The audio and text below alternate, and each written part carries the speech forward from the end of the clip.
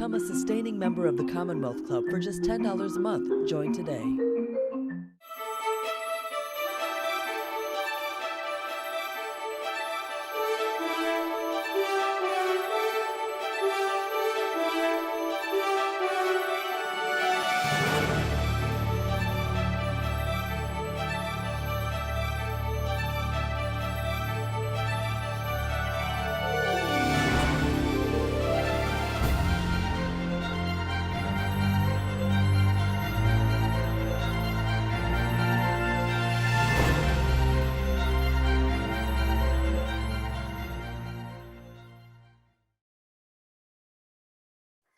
Good afternoon, everyone, and welcome to today's virtual program at the Commonwealth Club of California. My name is Lenny Mendoza, and I'm excited to be here moderating today's program. I'm particularly delighted to be joined by my friend, Anne Marie Slaughter, the CEO of New America, and author of the new book, Renewal: From Crisis to Transformation in Our Lives, Work, and Politics. There's no debate that Americans today face a deeply divided nation and political dysfunction, as we know. But throughout the work she does, Anne Marie focuses on what unites us rather than what divides us. Renewal seeks to answer a pressing question: how can we face the past and simultaneously envision a new future? We'll be discussing a lot in the next hour, and I want you to ask your questions too. If you're watching along with us, please put your questions in the text chat on YouTube, and we'll be getting to them later in the program. And several times during the program, the screen will come up to tell you how you can click and virtually purchase Anne Marie's new book, which will benefit both a local bookstore, the Commonwealth Club, and Anne Marie's great work. So Anne Marie Slaughter, thanks for joining us. Oh, Lenny, it's such a pleasure to be in conversation with you, and particularly at the Commonwealth Club. Well, it's great to see you virtually, and look forward to being in person one of these days, either in your offices at New America in Washington, D.C., or sometime here soon in San Francisco, but at least we can do this virtually. So thanks for joining us. My pleasure.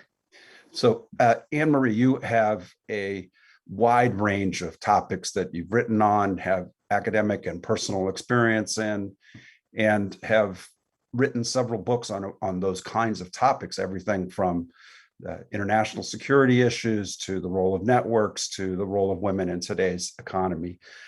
Why this book and why now? So this book is definitely the hardest book I've ever written. It's also the shortest. So for the old adage, it's harder to write short. I think that there's something in that. But it was the hardest because it is deeply personal and passionately national. And I felt that I wanted to write it because we are at such a pass nationally. We are at a period of national crisis, of national trauma in so many ways. And I went through a personal and professional crisis. And as I was coming out of that and learning really profound lessons about myself and about looking backwards and then forwards at the same time, and about leadership, I felt that there were things in my own experience that could be useful to others, other leaders certainly, but anyone who's gone through a crisis. And that at least by analogy, because obviously a person doesn't represent the nation, but at least by analogy could offer us a way forward nationally as well. And, you know, I run New America. I care deeply about this country. And it was my sort of offering to see how I could contribute to that debate. Great. And having got a preview copy this weekend and having a chance to read it, I can imagine what a personal journey it was to write something that's both strikes that chord at this moment in time nationally about the need for that renewal, but also very intertwined with your own personal journey and leadership experiences. So before we get into the big picture of the country, let's talk a little bit about how you came to write your own personal story here, and tell that as you would in a short version about what you learned from that experience. Absolutely. And so I just have to tell the audience, Lenny actually was on the New America board when this happened, and a pillar for me and a friend and a mentor. So we had a professional crisis, which I was, as CEO, I was really responsible for doing things, but also for not doing things that hurt New America's reputation. And going through it, the best advice I got was from another one of our board members, David Bradley, the head of Atlantic Media, who told me, run toward the criticism. And David is funny. And he said, imagine you're having an argument with your spouse, and it's clear to you that you are 98% right, and your spouse is at best 2% right. He said, still run toward that 2%. Actively seek out what the criticism is, and then try to learn from it, which is not our natural inclination in a crisis. We get defensive, we justify ourselves, but I then called all the board members, including you and all of them, and also talked to people in the organization. We had a consultant, and it really was the beginning of a learning journey. And what I do in the book is to talk about how I took that criticism and looked further back to see, were there patterns in other jobs I'd had? What was this and how could I fix it? And the reason I talk about renewal is because I believe renewal is a process of looking backward and forward at the same time. But you have to start with what radical honesty about yourself or your organization or your country. And so as I tell this way the crisis resolved, I'm also talking about how my leadership style changed, how we came to think about resilience at New America and risk-taking. And ultimately, I wouldn't have written the book if I didn't feel like I'm a stronger, better, more confident person. But that's based on a really wrenching, difficult process. Still, the payoff is that you then have the confidence to rebuild and really, frankly, to build something new and better. And having lived that experience through with you, I appreciate the challenge of going through it. What was it like for you personally to write that again and to do that own journey of your own exploration? Painful and hard, but part of the point of the book, again, for anybody who's had a crisis, but particularly leaders, and again, what we have to do as citizens, often in meetings with my staff or just more broadly, we talk a lot, for instance, about racial equity and about, white Americans having to do the work of actually learning how to see the world as many of our fellow Americans, African Americans, Hispanic Americans, people of color see it, right? Not the white default that anyway, and I think you grew up with. And the process of writing the book was doing that work again and thinking about it and thinking about what were those lessons. So it was hard, but it was valuable. And in a way, it provided a kind of closure and again, a way of sort of looking forward. I also had many people read the drafts, which I don't normally do. I always have a few people, but I tend to be a solitary writer. This time I was writing about my own organization and my own experience. So I made sure that other people who'd been through it with me read it. And of course, they had different views. So it was a hard process, but a cathartic one in some ways. Mm-hmm. And as you went through that process and thought about your own leadership journey, tell us, the viewers, more explicitly the analogy that you place in terms of what we need to do as a country in terms of self-reflection and that radical honesty and running towards the criticism. How does that, what's the link?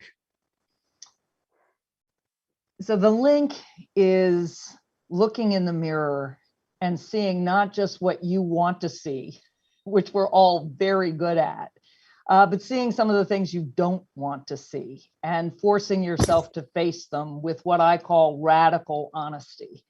And that really is what I think many of us in this country have to do. And I grew up in Charlottesville, Virginia, home of Thomas Jefferson, author of the Declaration of Independence. I could have given you a tour of Monticello because I'd gone to it so many times on a field trip.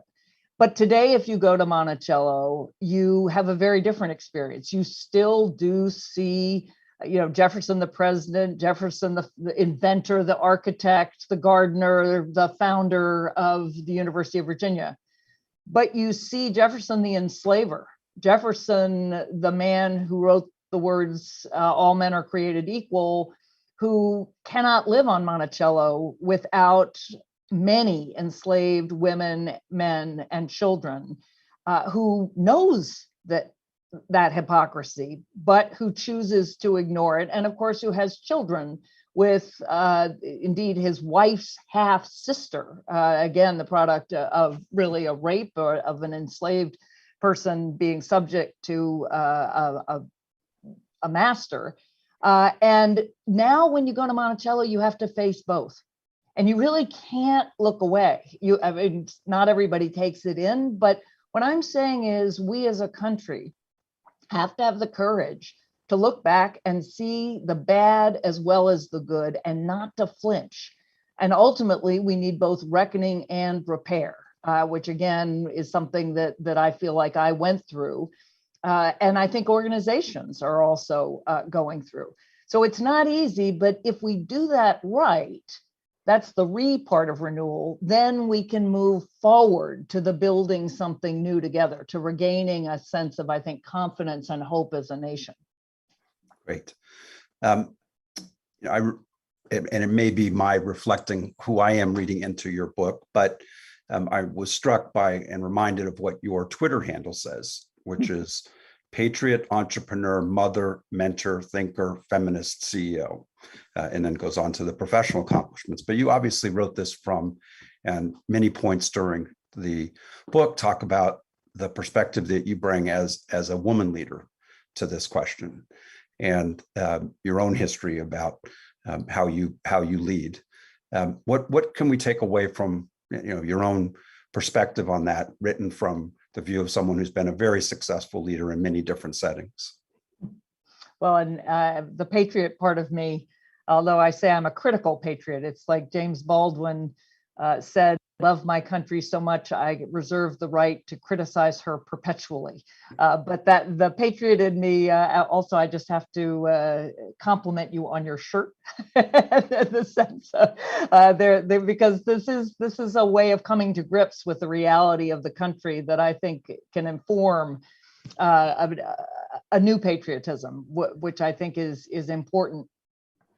But as a leader, and as somebody who not only leads, but I've written on leadership, and I've written on network leadership, and I've written specifically about leading more horizontally, so from the center of a web rather than the top of a ladder.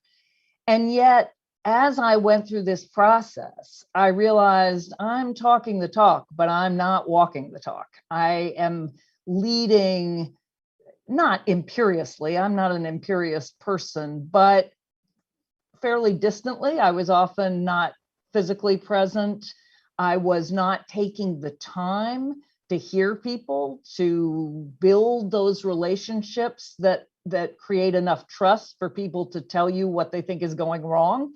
And again, I knew this intellectually, but I wasn't living it. So, it's a little ironic also, because often people think in gender terms that women are much more relational and, we do lead more horizontally. I'd written about that too, but it was not, when it came down to it, I had to learn how to lead, as I write about in the book, to lead from the center and from the margin at the same time, and to learn how, on the one hand, you have to have a boss. People have to make decisions. It can't be, an organization will not run, or at least not in my experience, by consensus, but to lead in a much more collective way, so that actually, to me, it's much more fun. I feel now that I have a partner in my president, but we have a leadership group and sort of expanding circles. And that's a kind of collective responsibility for the organization that is much more resilient and frankly better. Okay.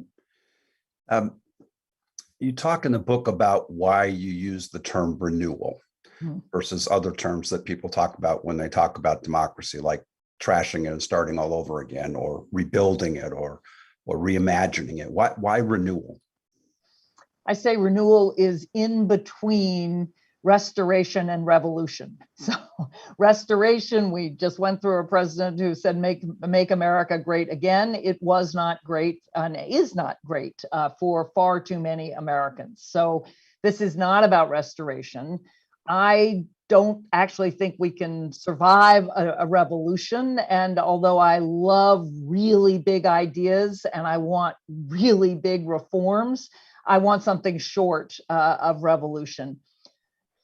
You're right that there are people who hear renewal, and I quote Trabian Shorters, who's the head of Be Me Community, and he says, people who talk about rewords are fixers, and what you really want are builders who imagine something completely new.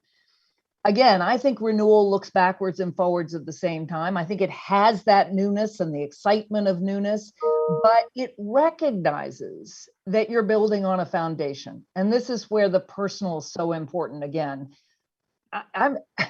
There's an entire industry bent on selling us our new selves. But in my experience, particularly, over 60, there's a core there. There's a foundation. There's who I am and have been, my personality, my lived experience. You can change, but you can't reinvent yourself completely. So the beauty to me of renewal is that it doesn't try to pretend the past wasn't there. It insists you face it, but it also says you're not the prisoner of your past. You really can change. You can do something new. And again, for me, it's the power of doing something together also, that part of my own renewal was recognizing collective power. Okay. As you articulated in the book, and as we lived together, you also, during this moment, thought a fair amount, and I always think of you as a big idea person, so don't let anybody tell you you're not, but your own institutional leadership role at New America, about what the vision and aspirations of the organization were. How did you think about that, and what did you learn as you went through that own process as it relates to renewal of the opportunity that is America? Well, the very mission of New America when I came in was around American renewal. And I would talk about American renewal, and I would talk about renovation, that it's the way so many downtowns across the United States are taking old buildings and tearing down the dangerous and ugly parts of them, and then giving them, a new either a new interior or new walls, and but renovating. And it really was my colleagues at New America who said, that's not good enough. And renewing that way, again, isn't facing the full extent to which America has not been good. And so we moved to renewing the promise of America, which I think is again an idea that it makes much more sense, that the United States is built on a promise, right? That is Martin Luther King's great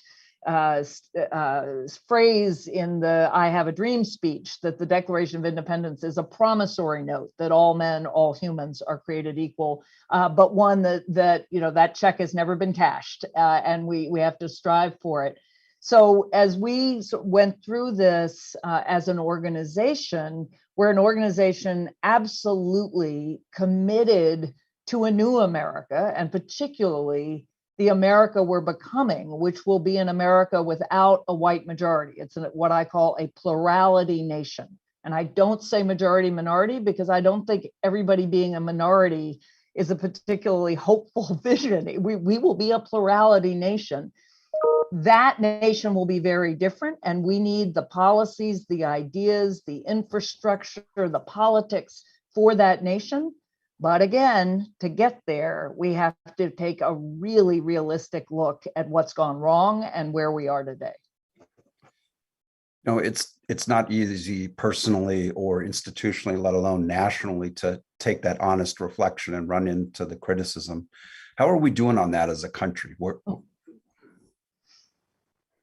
In some ways, we're doing very well. Again, I grew up in the South.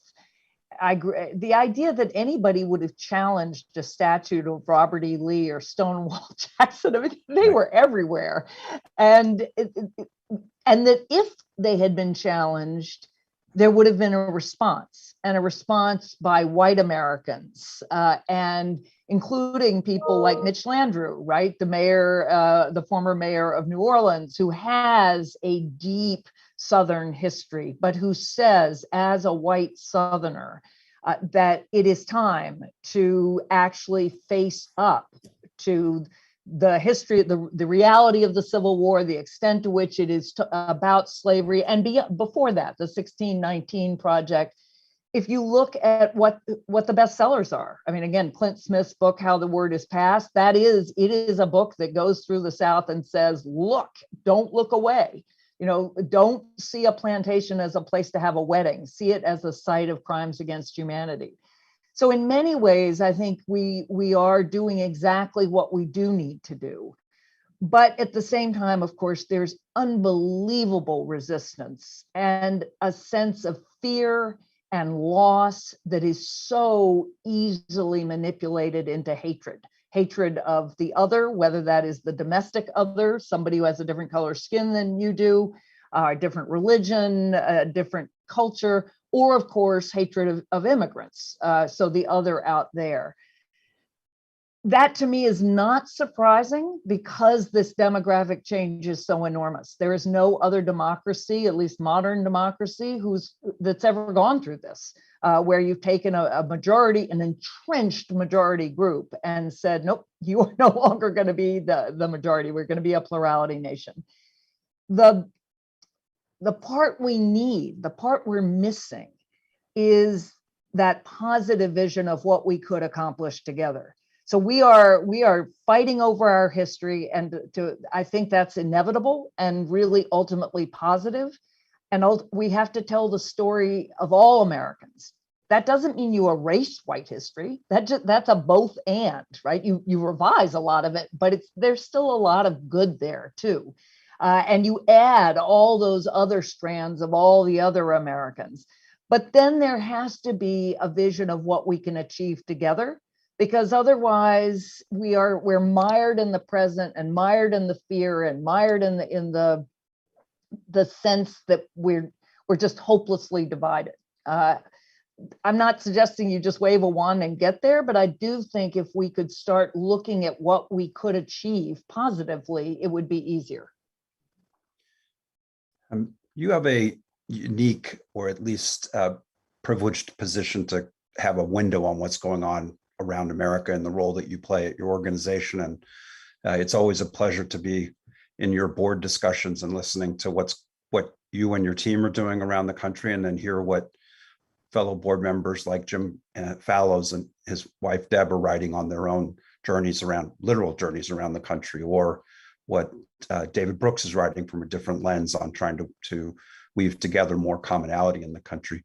But it's pretty easy if you're just looking at cable TV, or let alone talk radio, or a recall election in California, to feel like everyone's so divided, everything's falling apart. What are you seeing that gives you optimism that we can actually do the look back and renew in the way that's going to lead to an outcome that's something other than that division and sense that there's two Americas and they're never going to come together? Where are you seeing optimism and hope as you're out there? I do see it much more at the local level. And I know, Lenny, you've seen that too when you were in the California government and looking at many of the smaller communities that pulled together. And honestly, even right now with Hurricane Ida and Afghanistan, you see people coming together to do what they can do. I actually got an email this morning from my son's piano teacher, who had her entire studio wiped out by flooding in Princeton, New Jersey, because of Ida. And she is a refugee from Sarajevo 20 years ago. So this was really something. And the community pulled together, and there was a GoFundMe, and 2 people offered her pianos. And she wrote me this morning, she said, it's restored my faith in humanity. And I see this similarly with people pulling together to figure out how they can help Afghans who did get out, many who are still working really hard to get Afghans out. Many of those are veterans who may have very different political views, but they have a common sense that we cannot leave these folks behind, that America stands for something bigger. So I feel I often just try to disregard the news because obviously in my job, I need to know what's going on, but it's a 24-hour cycle that magnifies what will attract attention, which sadly is division, as we know. Like social media, if you're really vicious, you'll get retweeted far more than you will if you have a nuanced view. There are lots of ways right now that what divides us is being amplified. But I see things that unite us. And the other thing I see, and I'm so proud of it. I've just been watching the US Open, and I look at all those African-American tennis players, right? For the first time ever, you are watching matches between 2 African-American women, 2 African-American men.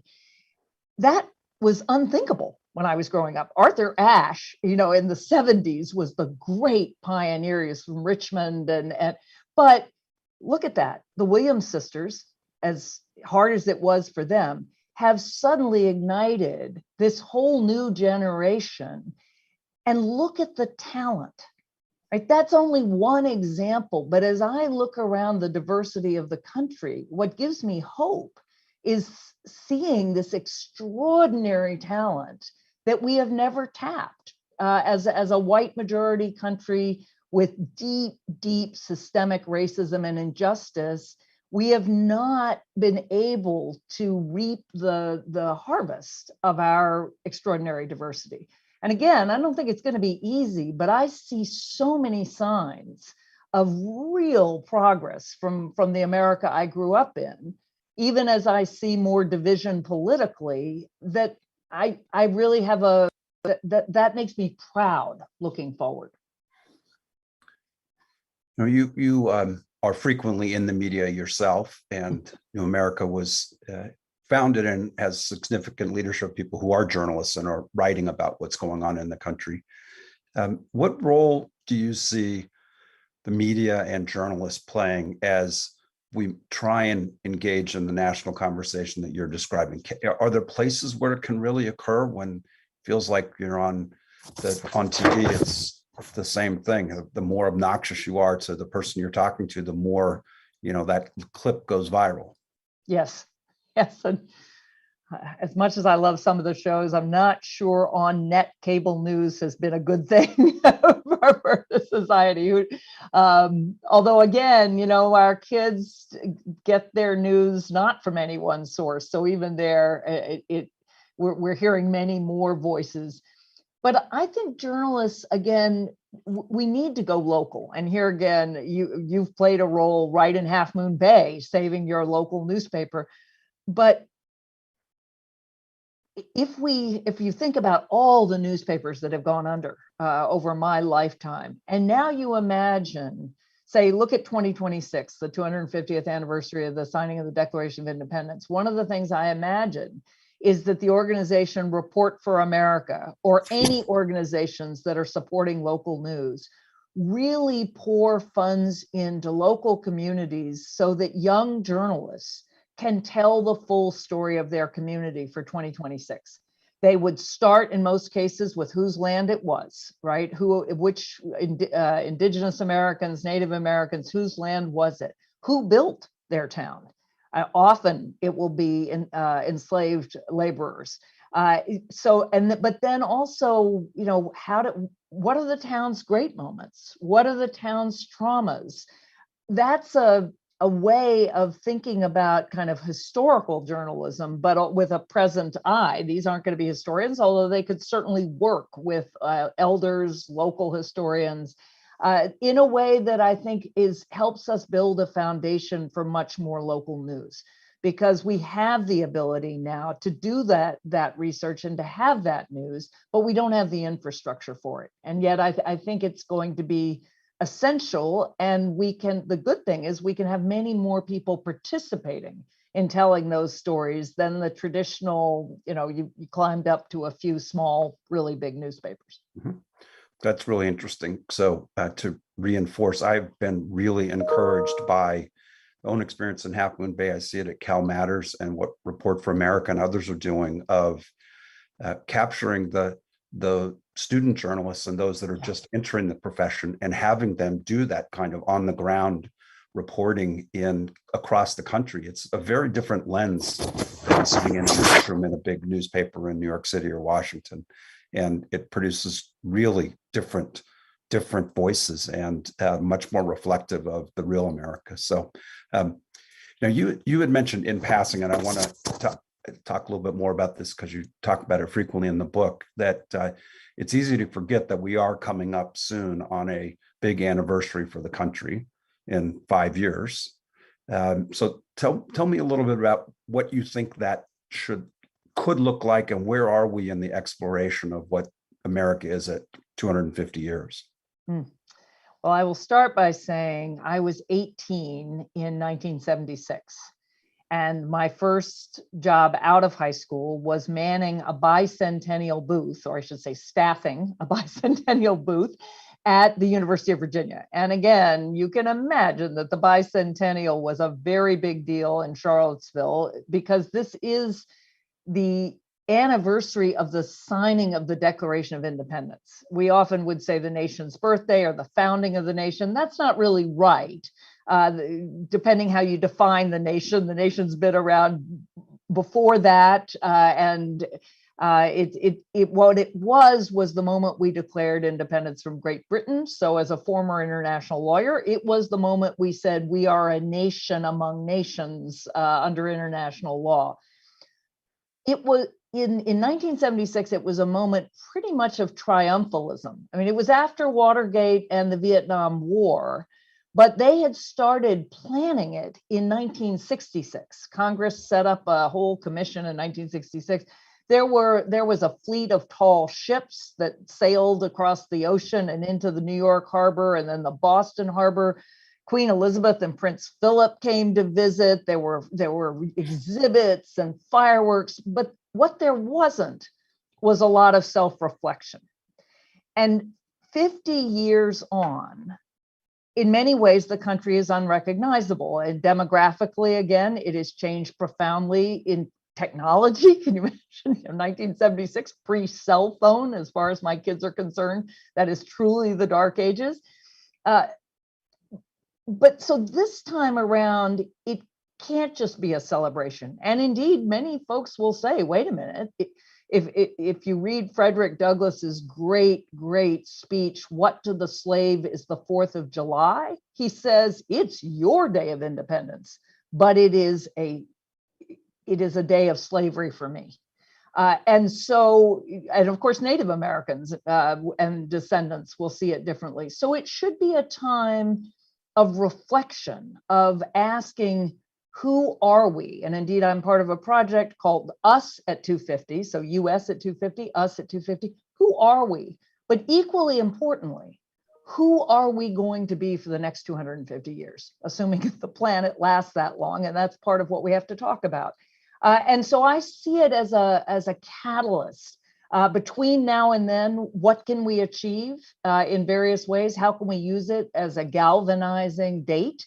But also, what do we need to do to then put in place the kinds of discussions and conversations and actions that will set us on a course for the next 25, 50, 250 years? It's hard to believe you and I are about the same age, but that was 50 years ago. I know. 45 years ago. But my memory of that time was that there was a uh, thirst in the United States to feel good about themselves again, post Watergate and post Vietnam. But my memories of the bicentennial were I literally saw the celebration at Disneyland. And that's a little bit of what felt like sort of a cartoon version of 200 years of triumphant patriotism. Are we going to have something like that again in 5 years, or what? How is this going to be different? Well, there is an official commission, and there are, of course, museums that are and national parks that are already thinking about it. It would be a tremendous missed opportunity if that is all that it is. And the opportunity we have right now is for as many of us as possible to think about what we want to make it. So, every town, as I said, can have a project to tell its history. Every school can think about, what is it that we're going to use this moment for, and how are we going to engage not just the classes in 2026, but now looking up to it and looking back. Look back at 1976, look back at 1926, look back at 1876, right? These are these moments so that you can look at the nation. For me, the opportunity is to take a radically honest look at our history, but equally to think about what kind of changes we can make. And I'll give you one. Again, this is something you and I both care deeply about. We need to fix our democracy. And we've made really big changes before. We've elected 100 years ago, we moved from electing senators by state legislatures to direct elections, and we moved from conventions to primaries, and now some of us have moved from primaries back to conventions. But there's nothing in the Constitution that says you have to elect people 2 parties only, first past the post. We can have ranked choice voting, as you do in San Francisco. Now we have in New York, we have in Alaska, we have in Maine, where there's much more room for different people to express their views. If you have a third party, it doesn't have to be a spoiler. Imagine if we said we want to have 26 states with ranked choice voting by 2026. Or maybe that's too big. You want to say 15, but something big, because that is the way I deeply believe with multi-party democracy and a far more diverse electorate that we can actually be represented. And you can take that in education, in the environment, whatever your area is, and think about a big goal for 2026 and think about critically, who am I going to partner with to achieve that goal? So there's also an opportunity for Jim Fallows and I often talk about a flotilla, right? We're all there with our boats. Let's sail toward the same goal. Let's have different sub goals and maybe different routes, but let's take this opportunity to do something positive. Great. So a reminder to our viewers that we're speaking at the Commonwealth Club with Anne Marie Slaughter, the author of the book Renewal: From Crisis to Transformation in Our Lives, Work, and Politics. And we're looking forward to getting to your questions here in the next while here, as many of them are coming in.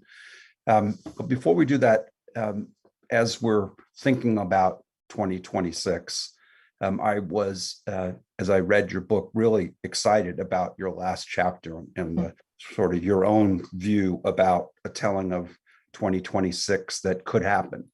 You just talked about one element of it around renewing democracy. What are, everyone needs their own personal reflection of what it could be like in 2026, but you wrote that and you thought about that a lot, obviously. So how did you come to that, and tell a little bit more about, in the big idea, aspirational Anne Marie Slaughter, what are you thinking about we should be aspiring to in 2026? Well, thanks for that question. And the conclusion is called the Coda. And the book is really inspired by Langston Hughes' great poem, Let America Be America Again. Again, it's a deeply patriotic poem and a deeply critical poem at the same time. And he says, let America be America again, the country that has never been yet must be. And that's the frame for me for 2026. I'm being very honest about what we haven't been that yet, but what could we be? And I invite everyone to have their own vision of what 2026 could be. But some of the things I imagined that I talk about in that chapter, Barack Obama gave the elegy for John Lewis, and he said, John Lewis was a founder. And I thought, imagine if former President George W. Bush and President Barack Obama, came together in a kind of national commission. It could be appointed by the government or by their two foundations to identify another group of founders, in addition to those who we call our founding fathers who signed the Declaration of Independence. There are many. I definitely think, John Lewis was, Martin Luther King was. There's some names that would jump to all of our lips. But imagine if we had a really representative commission to say, going forward, we want to recognize these people as the founders of our country as well. I mean, none of it's official, right? Where it's all who we choose. I imagine a Truth and Reconciliation Commission that would really study what can be done and what has been done in many other countries. But I also imagine an American Frontiers Commission that would focus on what are the really big things we can do as a country that we should prepare now and launch in 2026. Again, looking backward and forward at the same time. And more in celebration, I imagine instead of the tall ships of 1976, imagine a fleet of ships from every port that enslaved men and women and children were shipped from. And imagine those ships going to the ports where those people were disembarked and sold as slaves. What that would be and what that would be for those towns and how they think about it. Ships coming from all the immigrant ports.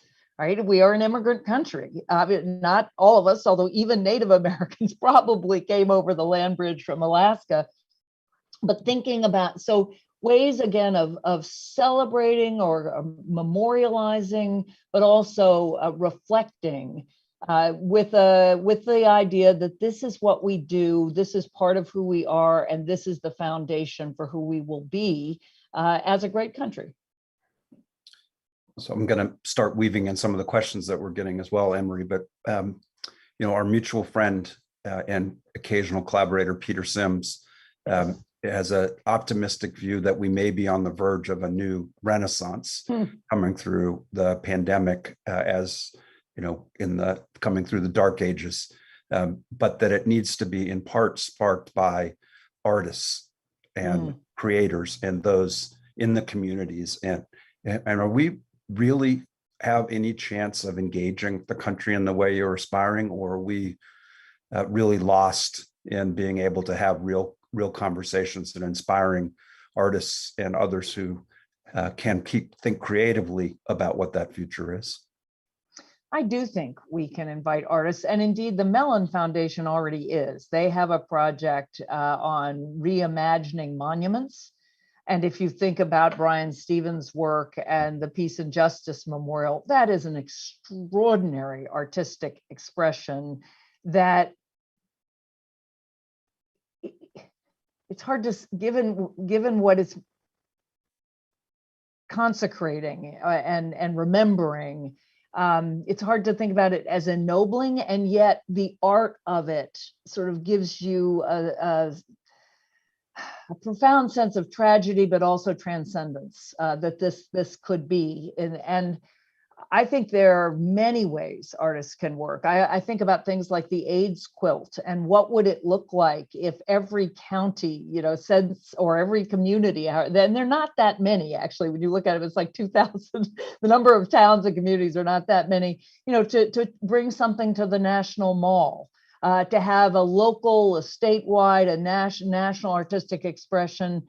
I can imagine, like, what would your flag be? I'm not suggesting that we're going to change the American flag, but I think asking people what poems they'd want, what anthems they'd want, what flags. We are a country where so many people do not feel that they participate. And yet they are Americans. And again, our great strength is that diversity. So finding a way to invite artists in, and we are working, I'm part of a project called Us at 250. There's a website, US at 250. And I invite everybody listening to go on, but it will only work if we're inviting others in. It cannot be, New America is not going to do this. Commonwealth Club is not going to do this. It's got to be a participatory process where people feel like I've got something to contribute and this is my anniversary too. Okay. Question that was asked around and I'll not try and interpret it, just ask it, but is it a lost cause trying to engage with people who are ignorant, whether it's about the 2020 election being stolen or anti-vax or whatever it is? Is it possible to engage with that population?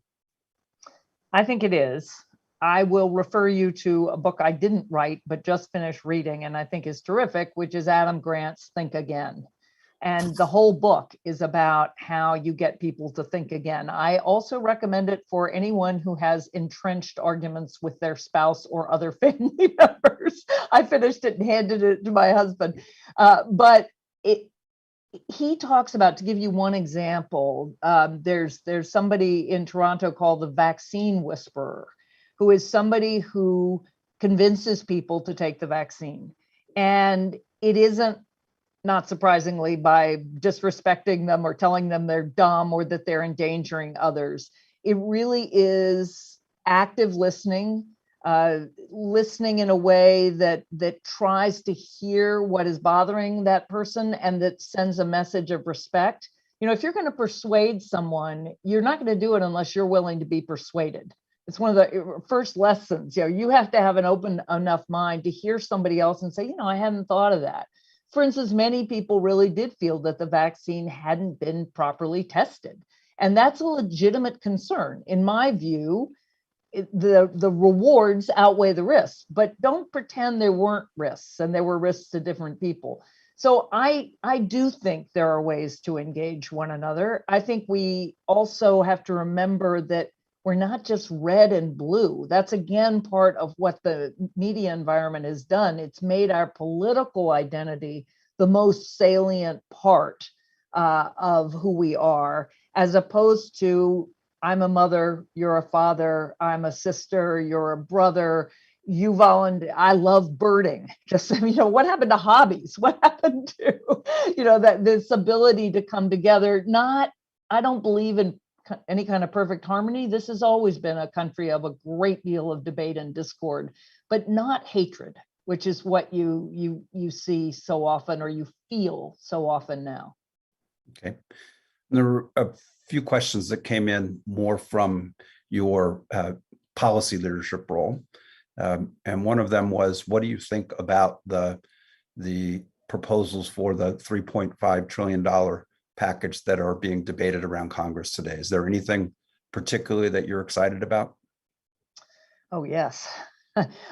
So one of the things I write about in the book and have written about for many years in a previous book is a care infrastructure, an entire infrastructure that supports care and connection in the society in the same way that we support competition and commerce.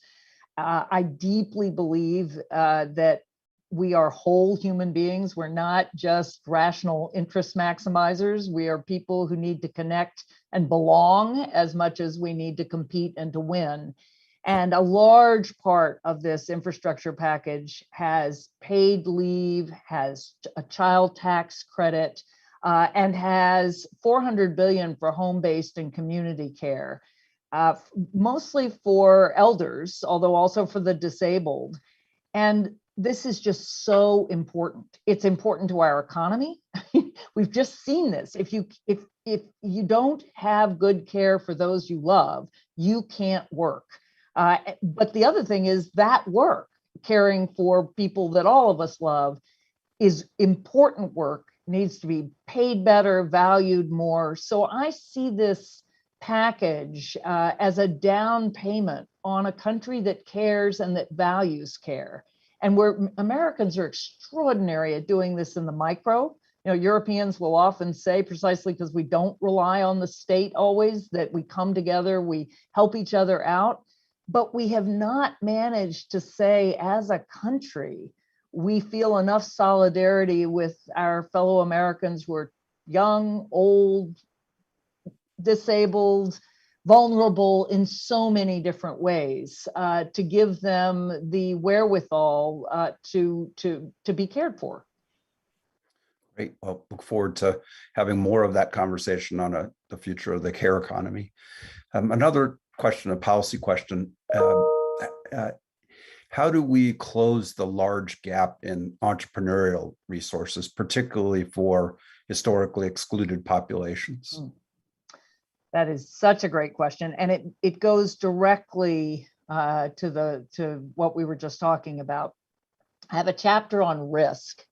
And the point of the chapter is to say that if you want people to take more risks, and this innovation, entrepreneurship, doing something new, which is often scary and requires you to take risks, if you want people to take more risks, you have to give them more security. It sounds like a paradox, but if you just think about it even for a minute, it is so clearly true. I mean, you're sitting there in San Francisco. The kids who go out to found startups in Silicon Valley are kids who drop out of college often. So to begin with, they're already in college. And they're kids who have enough wherewithal to have a friends and family round of investment in their startup, which also tells you their friends and family may not be hugely wealthy, but they're well enough off to have some extra income. If we want to support the kind of local entrepreneurship that we really need to come back from the pandemic, but also just the world we're entering, the world of more automation. Yes, the world's probably of partly remote work, but we're not all going to sit, in little towns on our screens. And even if we did, then we need entrepreneurship to support, to develop new businesses to support them. We've got to provide people with a foundation.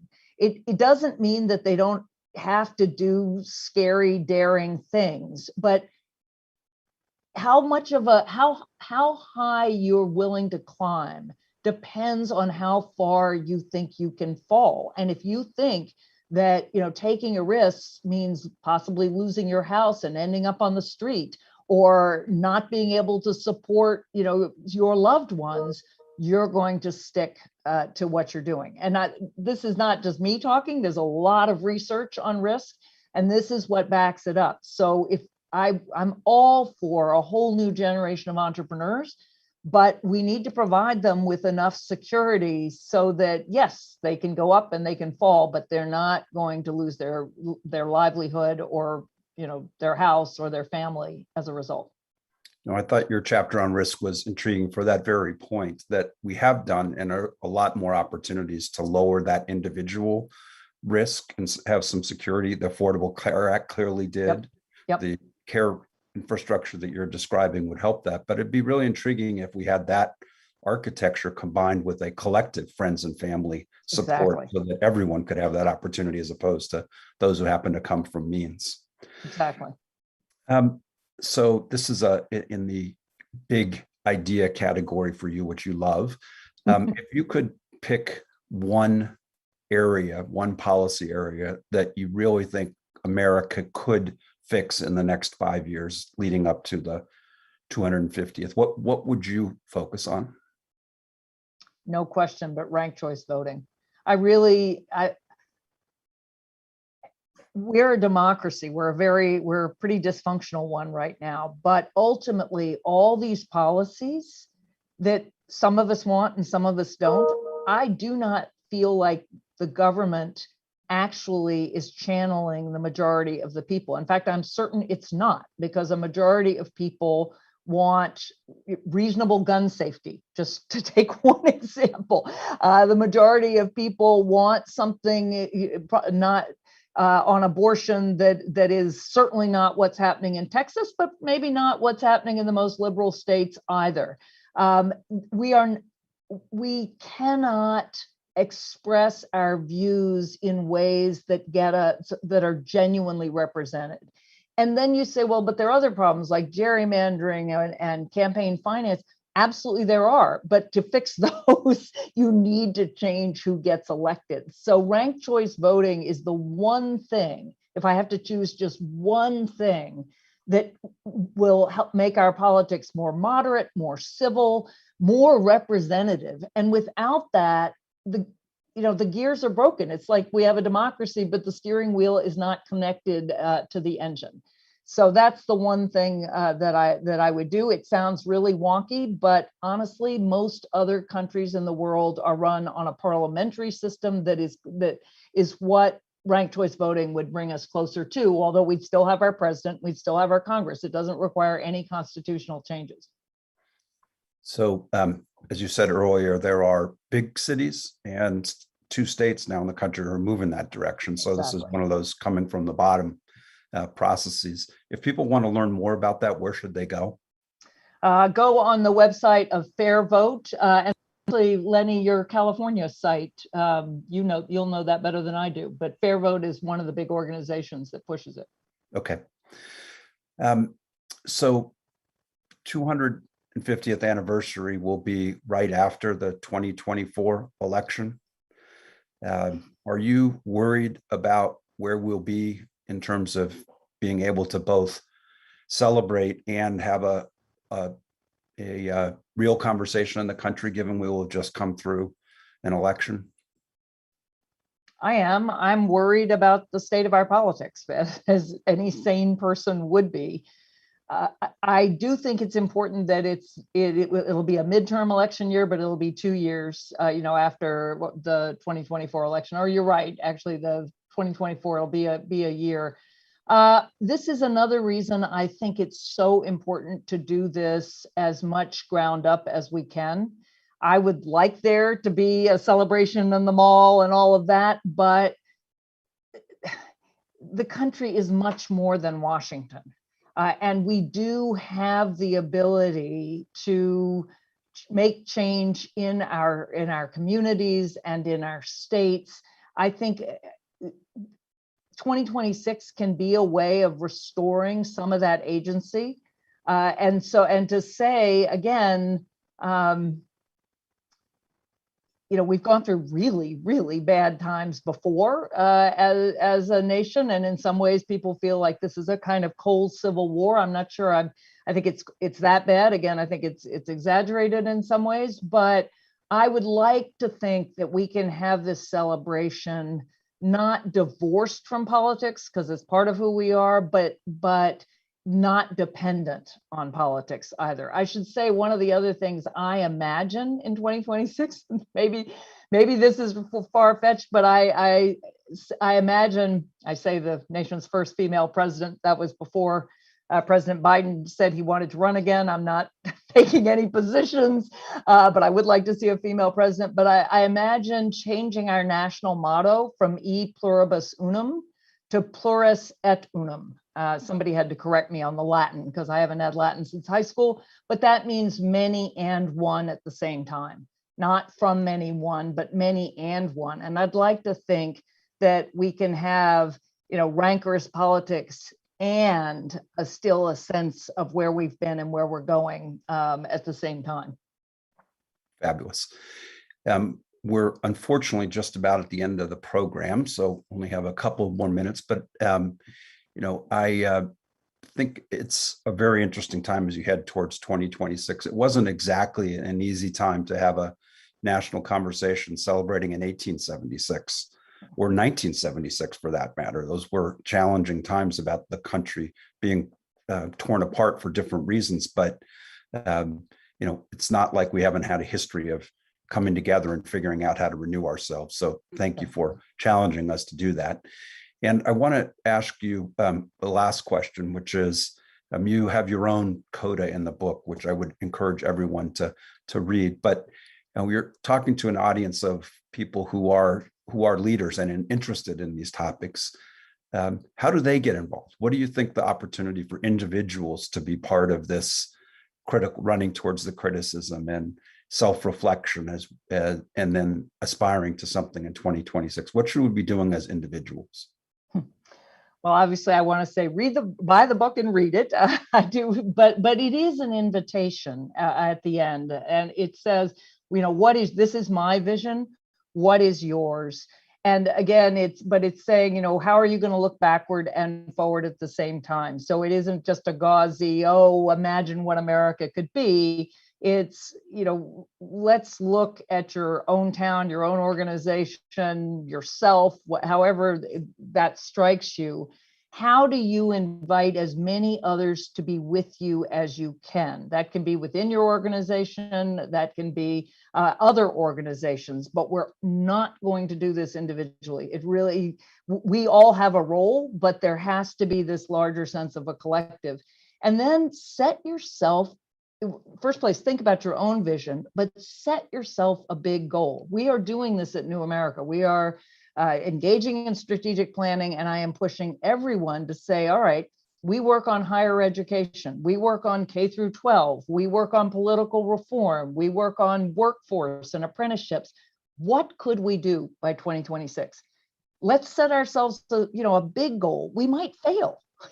Yes, that's what risk is. So, of course we might fail, but better to really believe that we can do something big and try, because the country needs it. We really need it. And again, we have so much potential and so much talent. I am, in the end, optimistic, but only if all of us pitch in and dare. Fantastic. I love that call to action in a way that's both aspirational, individual, and collective. And thank you for putting that forward. And if people want to learn more about the US at 250, where do they go? There is a website. It's us@250.org. Okay. And we invite your comments because we're just getting going. But we have a great group, and you can see who's involved on the website. Fantastic. So again, our thanks to my friend Anne Marie Slaughter, CEO of New America and author of the new book, Renewal: From Crisis to Transformation in Our Lives, Work, and Politics. Thank you for joining us this afternoon, Anne Marie. It's a pleasure, as always, to hear your ideas and both your personal reflections and your views on what we can be doing as a country. Look forward to the 2026 celebrating where we're accomplishing some of those big aspirations. Lenny, thank you. I wish that I were sitting in Half Moon Bay at your brewery and lifting a glass of your excellent ale, but thanks to everybody listening, and many thanks to the Commonwealth Club for hosting. Thank you. And again, we all particularly want to thank the audience for watching and those who are participating live. We see flashing across the screen and in the website, the opportunity to buy the book Renewal by Anne Marie Slaughter virtually and support both the Commonwealth Club and local bookstore. And if you'd like to watch more programs or support the Commonwealth Clubs in making virtual programming, please visit commonwealthclub.org/online. Look forward to seeing many of you in person someday soon. I'm Lenny Mendonca. And again, thank you, and stay safe and healthy. Thank you again. Bye, everyone. Bye now.